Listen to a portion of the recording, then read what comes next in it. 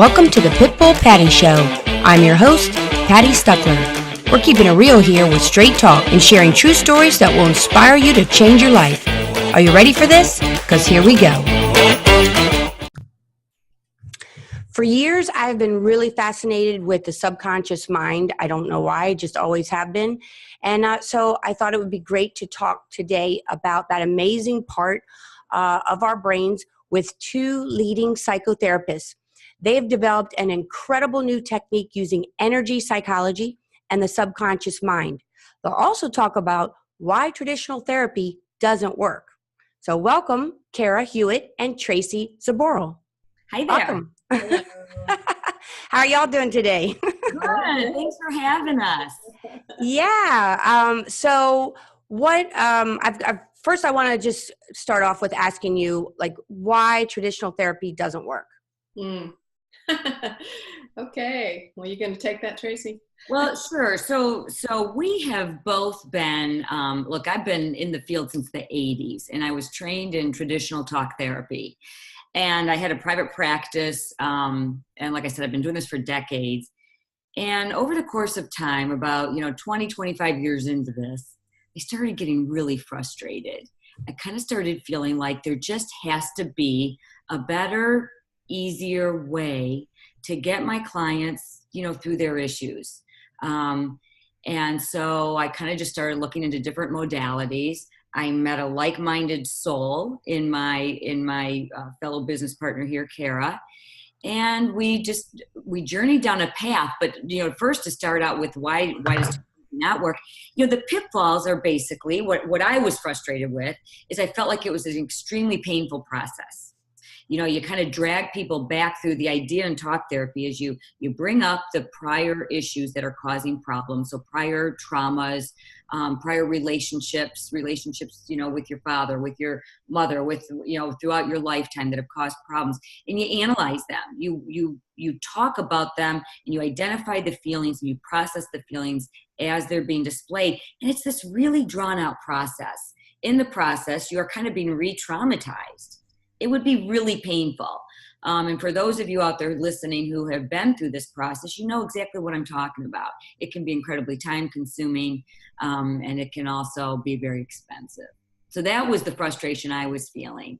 And then to jump forward, Cara and I met at a hypnotherapy conference, and Cara, you can pick up. Yeah, I would just I'll say, as well, I've been in the field for decades as well. And it not so much, we don't want therapists to start thinking that, oh, well, they're, throwing therapy out the window and they're not understanding it. It does have, traditional talk therapy has its merits. Certainly, Tracy and I were able to help clients for years with traditional talk therapy. That's how both of us were trained. And that's the majority of the field of psychotherapy, utilizes that modality. Tracy and I just understand now that we have a real thorough understanding of how the subconscious mind works and how we process and store memory.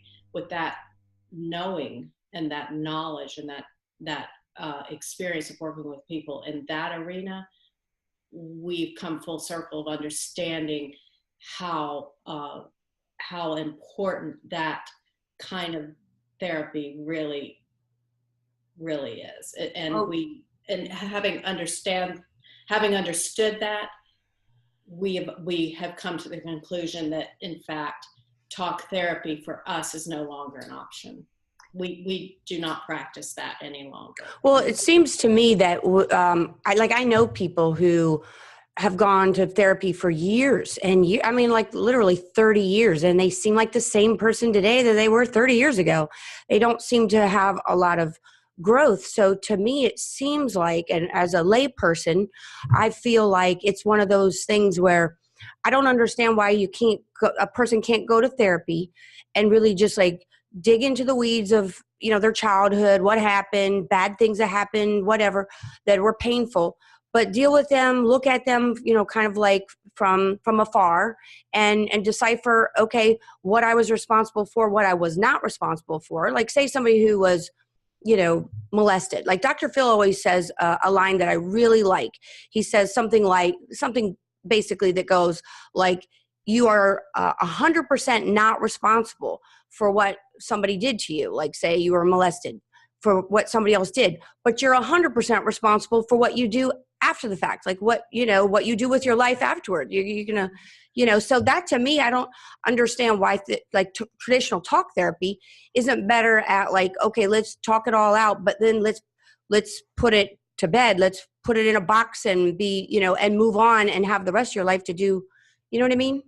Well, that in theory is how it is supposed to work, but talk therapy is so subjective. I mean, we came to find out, Patti, when we started really looking into what are other options, what are different modalities that we can use. We were really excited and thrilled to find out that there's been a ton of new, breakthroughs in the fields of brain science, neuroscience, and it has to do with us having a better understanding of really how memories are stored and processed. And they're stored in the subconscious mind, and they're stored in the form of energy. And once you have that bit of knowledge, it's like, okay, well, then why don't we just go directly to where those memories are stored, meet them in their energetic form. And then thankfully, when Cara and I started researching, looking into this, there were already energetic exercises that were out there to assist us in then reshaping how they're stored, so that they're actually stored looking different. And what happens is you don't lose the memory. So we're working specifically with the memories in the subconscious, whereas in talk therapy, we were dealing with the conscious mind. So now we're going to the subconscious, meeting that memory in the same context of how it's stored, and we can kind of scramble its energetic, the way it's stored. And in essence, you can kind of clear it out then. And it's more scientific. It's not so subjective. Some people just, the more we bring it up, the more they get into their own head. You might be somebody who, because of the nature of your personality, you would go to therapy and you would listen to that, to the situation of, okay, you know what, I'm not responsible for that. And it would really be healing and you'd be able to move on. Other people, you bring it up and they almost they get very caught up in it, almost as in a way to allow them to just, now they're starting to ruminate. They're not processing it. They're ruminating it. They're owning it. It's becoming like their identity is this tragedy that happened to them. And both of us saw that in our clients through the years, and we just didn't know any differently. As clinicians, we did not know that there were other things out there that allowed for the processing of these emotionally charged negative past experiences. And so having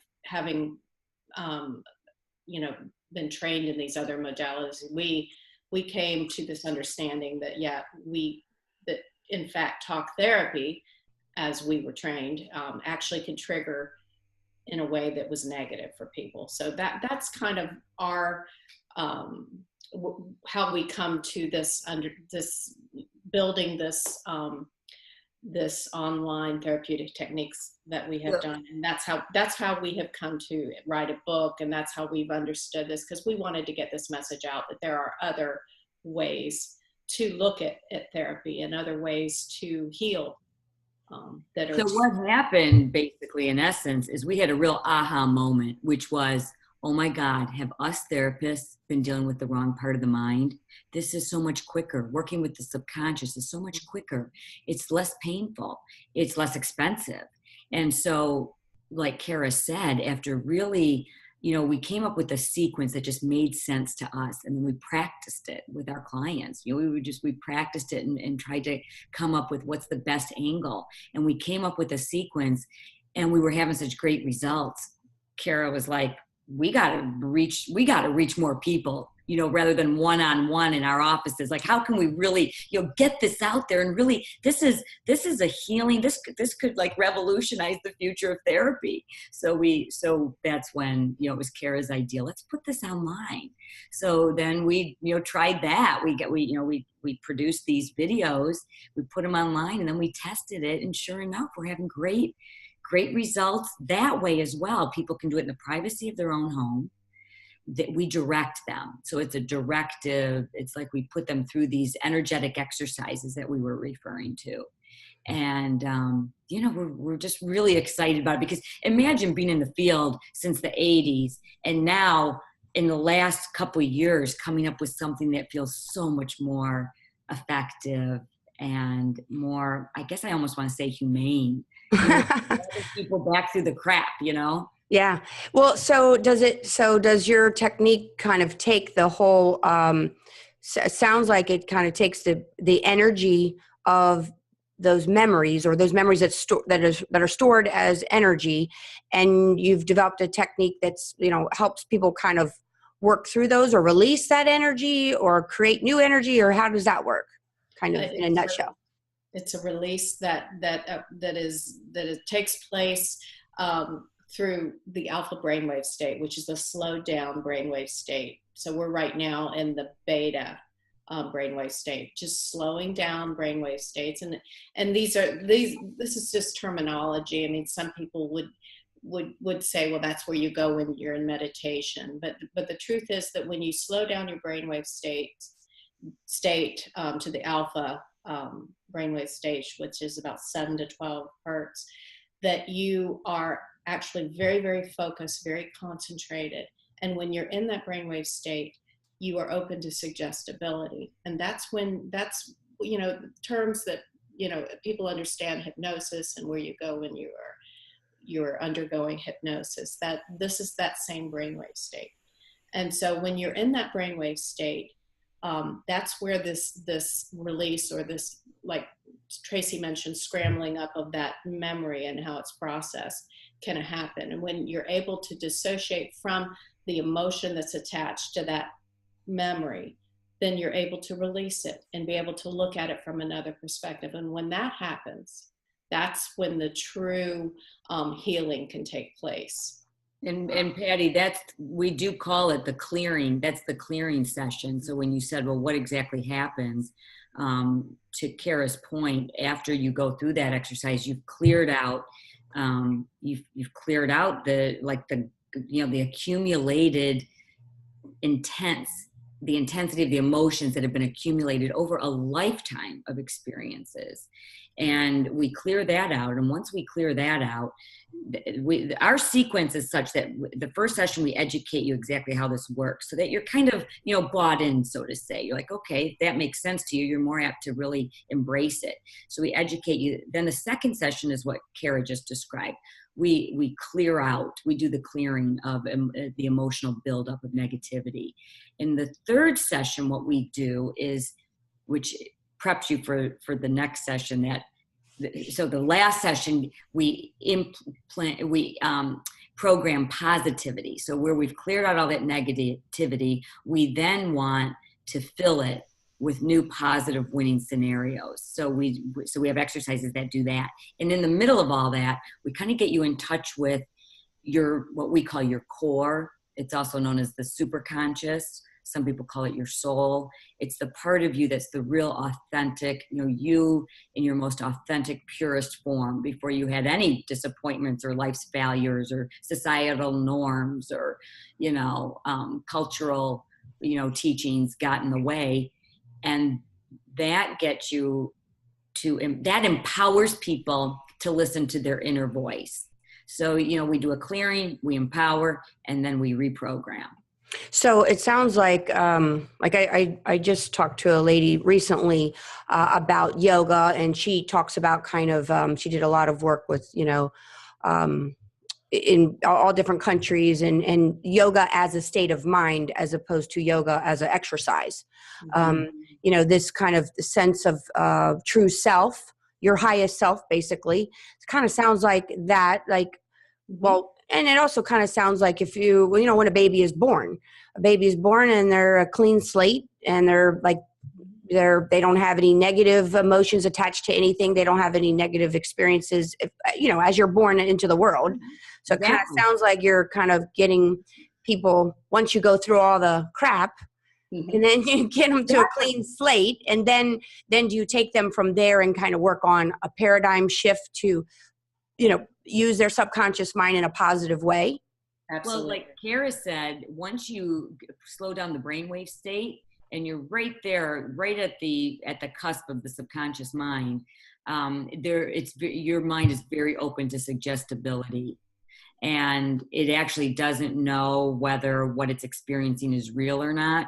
So we put you then in these very winning scenarios, whatever it is you kind of want to manifest into your life. So let's say you want to, you're imagining being in, your dream job. You're imagining, going and having to do a presentation and you nail it. You do a great job.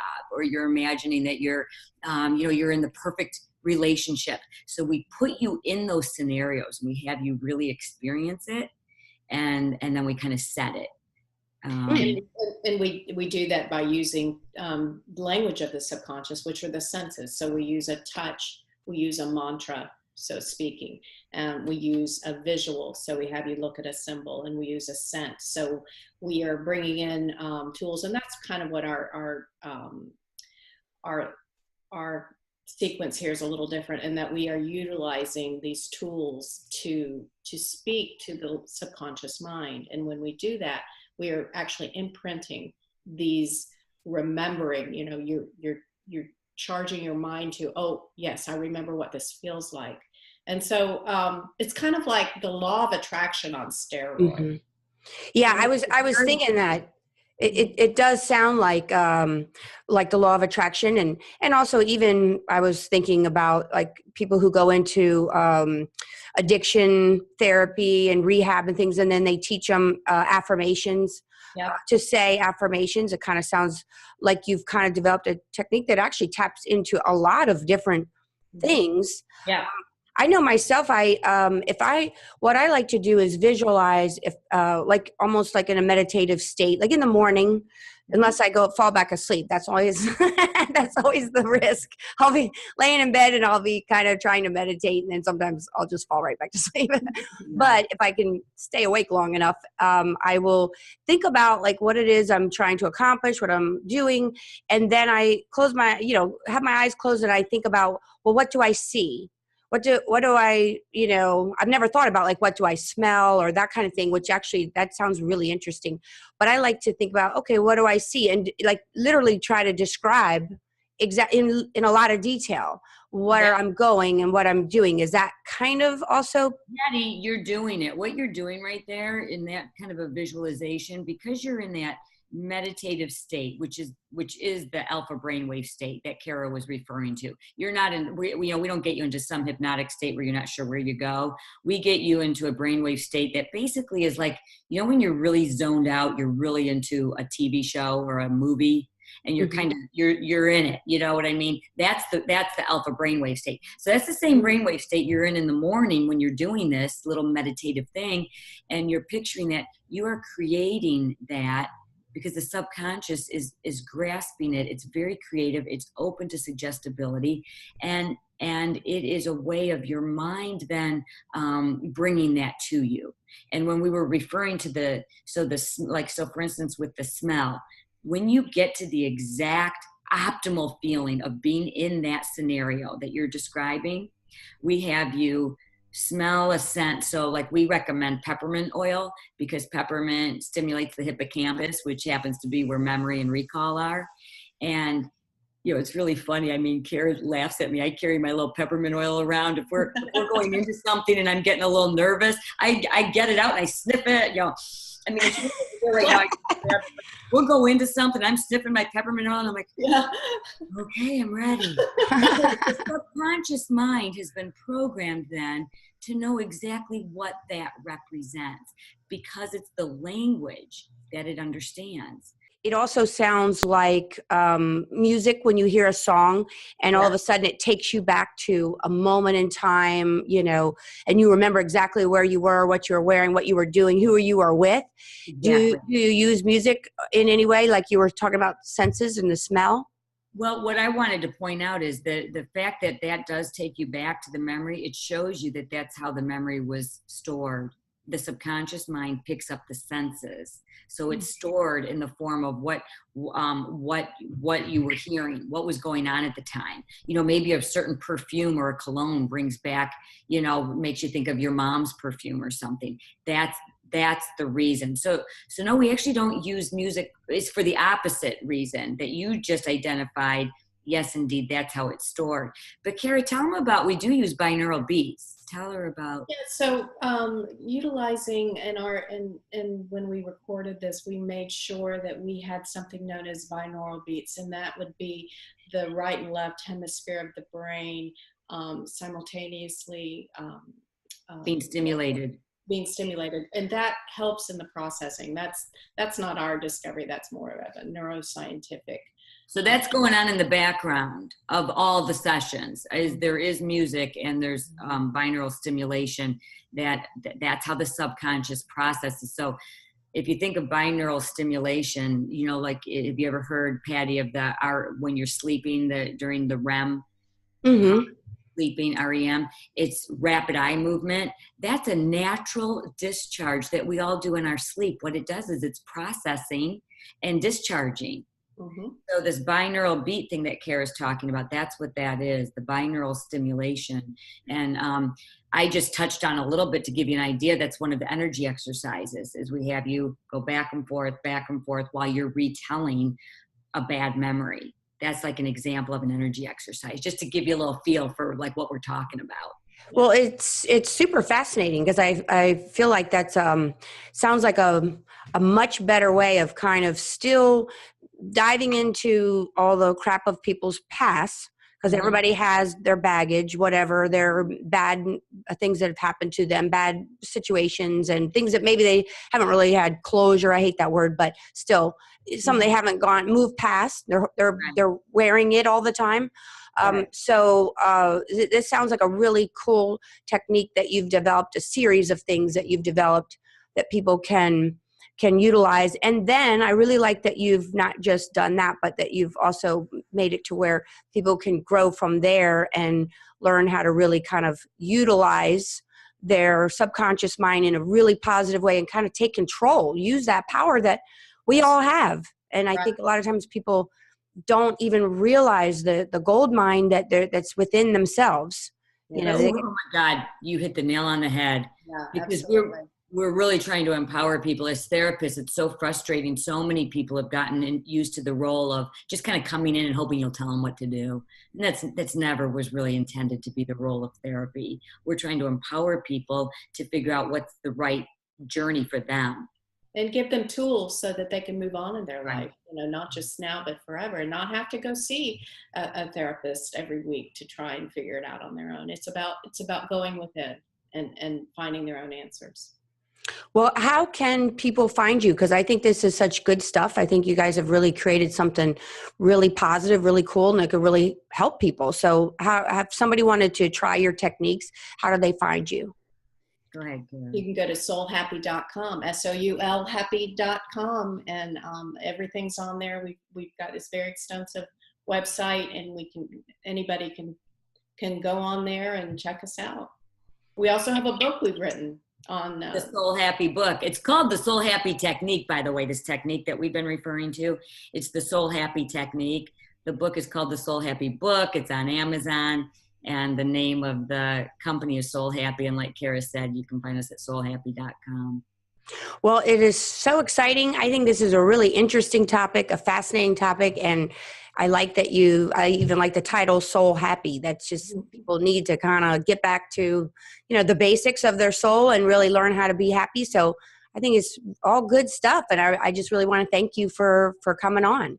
Well, thank you for having us. Yeah, thank you so much for having us and giving us a chance to help us get this message out there. We appreciate it. Oh, you're very welcome. So this wraps up this episode. I want to thank Cara and Tracy so much.